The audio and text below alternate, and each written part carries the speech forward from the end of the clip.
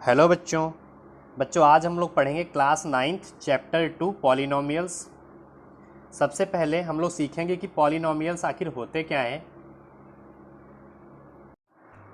तो सबसे पहले बच्चों हम लोग जानेंगे कि पॉलिनोमियल्स आखिर होते क्या हैं।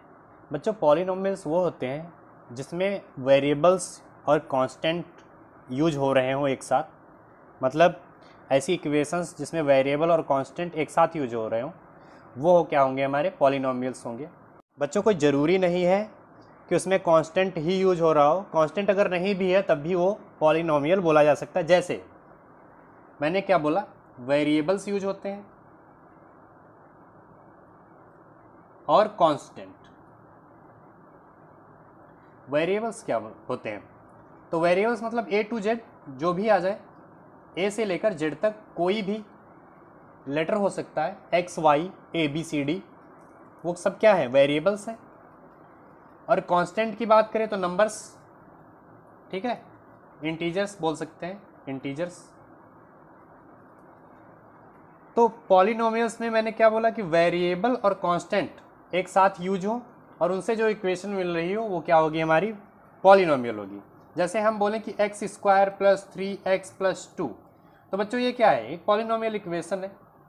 लेकिन अगर लिखा है सिर्फ x, या मैं लिख दूं यहाँ पर 3x+2, तो ये भी क्या है? एक पॉलिनोमियल इक्वेशन है। लेकिन अगर मैंने लिख दिया सिर्फ x+y, तो ये भी बच्चों क्या है? एक पॉलिनोमियल इक्वेशन तो है। इसमें कोई क्या है? इसमें तो कांस्टेंट नहीं यूज हो रहा, लेकिन ये भी क्या होगी? एक पॉलिनोमियल इक्वेशन होगी। ठीक है, तो कोई ज़रूरी नहीं है कि कांस्टेंट उसमें होना चाहिए। कांस्टेंट नहीं भी होगा तब भी क्या होगा? वो एक पॉलिनोमियल होगा। अब एक चीज़ और, जैसे ये पहली इक्वेशन हमने देखी, तो ये एक पॉलिनोमियल इक्वेशन है। साथ में अगर पावर 2 लगी है तो क्या होगा? क्वाड्रेटिक इक्वेशन होगी। लेकिन अगर पावर 1 है तो क्या होगा? तो लीनियर।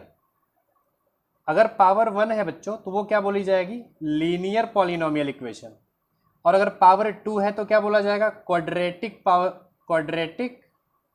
Polynomial equation. और इसी तरीके से अगर बच्चों पावर 3 दिख जाए, अगर पावर 3 दिख जाए तो वो क्या होगा? तो वो हो जाएगा क्यूबिक पॉलिनोमियल। ठीक है, इन चीज़ों का खास ध्यान रखना, आगे एक्सरसाइज में पूछा जाएगा। अब यहाँ पर एक चीज़ और देख लेते हैं। अगर जैसे ये इक्वेशन दी हुई है, पहली इक्वेशन जैसे दी हुई है, तो इसमें कितने वेरिएबल यूज हो रहे हैं? तो सिर्फ बच्चों एक ही वेरिएबल यूज हो रहा है, सिर्फ एक्स ही तो यूज हुआ है। लेकिन अगर इसी इक्वेशन की हम लोग बात करें तो इसमें कितने वेरिएबल है? तो बच्चों एक्स और वाई कितने? 2 वेरिएबल यूज हो रहे हैं। तो ऐसे भी क्वेश्चन आ सकते हैं जिसमें पूछा जाएगा कि कितने वेरिएबल यूज हो रहे हैं, तो बच्चों इसमें 2 वेरिएबल यूज हो रहे हैं। ठीक है, इसके बाद एक्सरसाइज स्टार्ट करते हैं। एक्सरसाइज से बच्चों बहुत ही अच्छे से समझ में आएगा कि कैसे पॉलिनोमियल्स होते हैं, कैसे उन्हें सॉल्व किया जाएगा। तो बच्चों पहला क्वेश्चन दिया है, कह रहे हैं which of the following expressions are polynomials in one variable. कह रहे हैं कौन से एक्सप्रेशंस जो इसमें है वो वन वेरिएबल वाले पॉलिनोमियल हैं। And which not, state reason for your answer. ठीक है बच्चों, देखते हैं इसमें कौन कौन से जो है हमारे वन वेरिएबल के पॉलिनोमियल होंगे और कौन से नहीं होंगे। तो बच्चों पहला क्वेश्चन दिया हुआ है, कह रहे हैं 4x² - 3x+7। क्या बच्चों ये पॉलिनोमियल है? तो हाँ, ये पॉलिनोमियल इक्वेशन है। कितने वेरिएबल यूज हो रहे हैं? एक ही वेरिएबल यूज हो रहा है। तो इसका आंसर बच्चों क्या हो जाएगा? इसका आंसर हो जाएगा it is a polynomial of one variable. ठीक है, सिर्फ इतना ही लिखना है आंसर में, इसके अलावा कुछ और नहीं लिखना। इसके बाद सेकंड क्वेश्चन है। सेकंड क्वेश्चन में बच्चों अगर देखें तो यहाँ लिखा है y²। वेरिएबल की पावर जो है होल नंबर होनी चाहिए, तो वो पॉलिनोमियल बच्चों होगा। अगर होल नंबर नहीं होता है तो वो क्या होगा? पॉलिनोमियल इक्वेशन नहीं होगी। तो यहाँ y की पावर कितनी है? 2 है। तो बच्चों ये भी क्या है? ये भी एक पॉलिनोमियल है। तो इसमें भी लिख लेंगे it is a polynomial of one variable. कितने वेरिएबल यूज हो रहे हैं? सिर्फ और सिर्फ एक ही वेरिएबल यूज हो रहा है। ठीक है, इसके बाद बच्चों थर्ड दिया हुआ है, कह रहे हैं 3√2 + t√2, 3√t + t√2। इस इक्वेशन को ऐसे भी बच्चों लिख सकते हैं कि 3, यहाँ t है ना, अच्छा रूट लगा है तो अगर रूट हटाए तो यहाँ पावर हाफ लिख सकते हैं, और प्लस यहाँ t दिया है, ये तो √2 है, इससे कोई लेना देना नहीं। बच्चों मैंने बोला था पावर क्या होनी चाहिए, पावर जो है होल नंबर में होनी चाहिए। अगर पावर होल नंबर में नहीं है तो वो हमारा पॉलिनोमियल नहीं होगा। तो बच्चों यहाँ तो 1/2 दिख रहा है ना, और 1/2 तो हमारा होल नंबर है नहीं। होल नंबर मतलब 1 2 3 4 0 1 2 3 4 5 6 7 ये सब क्या है, होल नंबर। पर यहाँ तो 1/2 है ना, तो बच्चों ये हमारा क्या हो जाएगा, ये हमारा पॉलिनोमियल नहीं है। तो लिख देंगे it is not a polynomial.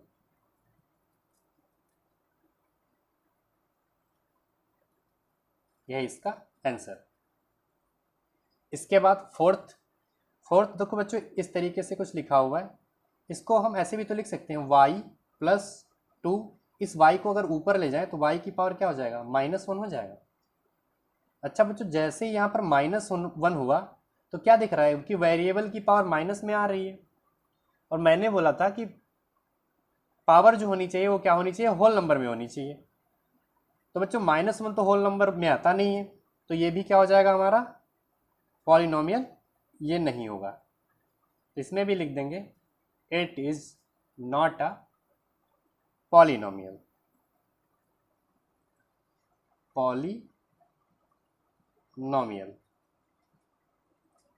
ठीक है। इसके बाद फिफ्थ क्वेश्चन अगर देखें तो फिफ्थ क्वेश्चन में x की पावर 10 है प्लस y की पावर 3 है प्लस t की पावर 50 है। कितने वेरिएबल यूज हो रहे हैं, 3 वेरिएबल यूज हो रहे हैं, x y t।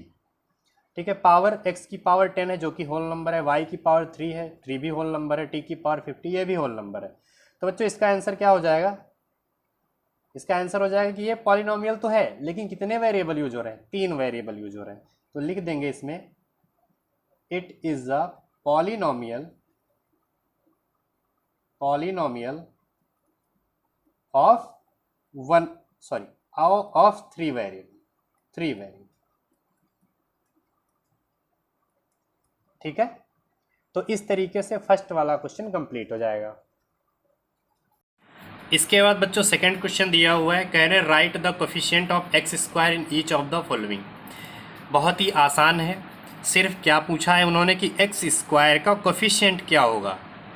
तो बच्चों कोफिशिएंट क्या होता है, कोफिशिएंट का मतलब है जैसे x² का पूछ रहे तो x² के साथ में जो भी अटैच होगा वो क्या होगा, हमारा कोफिशिएंट होगा।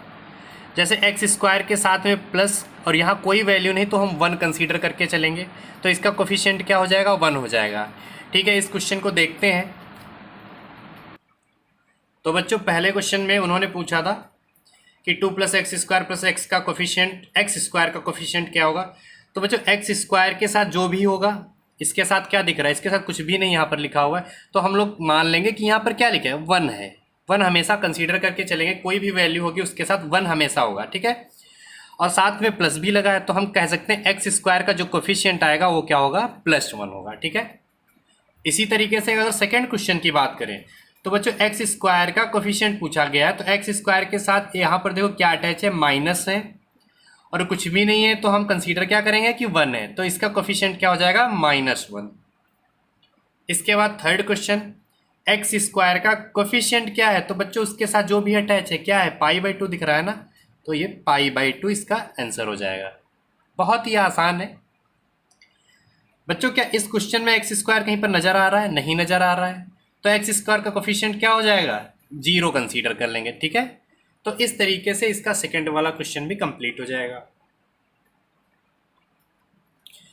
इसके बाद बच्चों थर्ड क्वेश्चन दिया हुआ है, क्वेश्चन में बोला गया है give 1 example each of binomial of degree 35 end of a monomial of degree 100।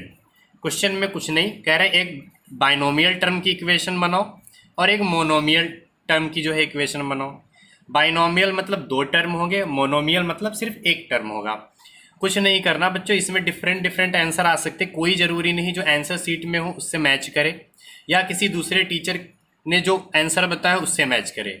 आप लोग कोई भी इक्वेशन मान सकते हो, जैसे हम यहाँ पर कंसीडर कर रहे हैं, उन्होंने क्या बोला है, बाइनोमियल ऑफ डिग्री 35। तो बच्चों बाइनोमियल बोला है ना, बाइनोमियल मतलब 2 टर्म होने चाहिए। तो थर्ड क्वेश्चन है बाई का मतलब 2 होता है, 2 टर्म होने चाहिए, तो कुछ भी नहीं, डायरेक्ट इसका आंसर हम लोग लिख सकते हैं। जैसे हमने कहा पावर कितनी होनी चाहिए, डिग्री कितनी, 35 उन्होंने बोला है ना, तो बच्चों x की पावर 35, और बाई का मतलब 2 टर्म होने चाहिए, तो +5 कुछ भी कर सकते हैं, +5 4 3 जो भी यहाँ लिखना हो। तो क्या है ये एक बाइनोमियल इक्वेशन है, ठीक है, जिसकी डिग्री कितनी है 35, हमने अपनी तरफ से कंसीडर कर लिया। इसके बाद उन्होंने एक और बोला है कि एक मोनोमियल भी बताओ, तो मोनोमियल में मतलब एक ही टर्म होना चाहिए बच्चों। तो यहाँ हमने x कंसीडर कर लिया है, कोई नहीं, यहाँ पर y कंसीडर कर लेते हैं, तो y की पावर 100, उन्होंने डिग्री कितनी बोली 100 यहाँ पर होनी चाहिए, तो y की पावर 100। इसके आगे कोई वैल्यू भी पुट कर सकते हैं, अगर नहीं भी पुट करेंगे तब भी ये क्या है, एक मोनोमियल पॉलिनोमियल इक्वेशन है, ठीक है। तो यही दोनों हमारे आंसर हो जाएंगे। बच्चों 4th क्वेश्चन दिया हुआ है, कह रहे हैं right the degree of each of the following polynomials.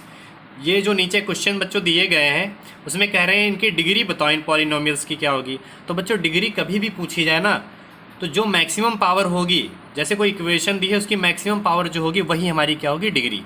जैसे कि 4th का फर्स्ट क्वेश्चन दिया हुआ है, तो इसमें पूछ रहे हैं कि डिग्री बच्चों कितनी होगी, तो मैक्सिमम पावर देखेंगे इस इक्वेशन में, हम लोग मैक्सिमम पावर देखेंगे किसकी है।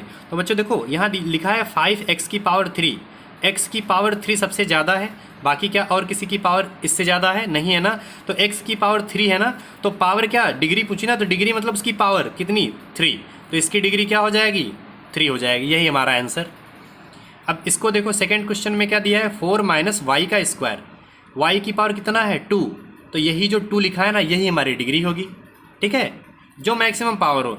यहाँ पर लिखा है 5t - √7, तो जो वेरिएबल दिख रहा है इसकी पावर कितनी है, बच्चों इसमें सिर्फ 5t है, t की पावर कुछ भी नहीं दिख रहा ना, तो जब कुछ नहीं है तो मतलब इसकी पावर 1 तो होगी ही ना, तो इसकी डिग्री कितनी हो जाएगी 1 हो जाएगी।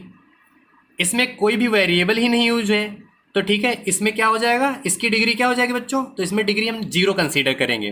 कभी भी अगर किसी इक्वेशन में कोई भी वेरिएबल यूज ना हो तो उसमें डिग्री कितनी हो जाएगी 0 हो जाएगी।